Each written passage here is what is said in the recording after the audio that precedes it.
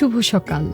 আজ বুধবার ৫ ফেব্রুয়ারি ২০২৫ খ্রিস্টাব্দ, ২২ মাঘ ১৪৩১ বঙ্গাব্দ, ৬ সাবান ১৪৪৬ হিজরি। আজ ৫ ফেব্রুয়ারি শক্তিমান বাঙালি কবি ও সাহিত্য সমালোচক শঙ্খ ঘোষের ৯৩তম জন্মদিন। ১৯৩২ সালের আজকের এই দিনে বাংলাদেশের চাঁদপুর জেলায় জন্মগ্রহণ করেন তিনি। শঙ্খ ঘোষকে বলা হয় কাব্য সাহিত্যে রবীন্দ্রনাথ ও জীবনানন্দ দাশের উত্তরসূরি। আজ জাতীয় গ্রন্থাগার দিবস।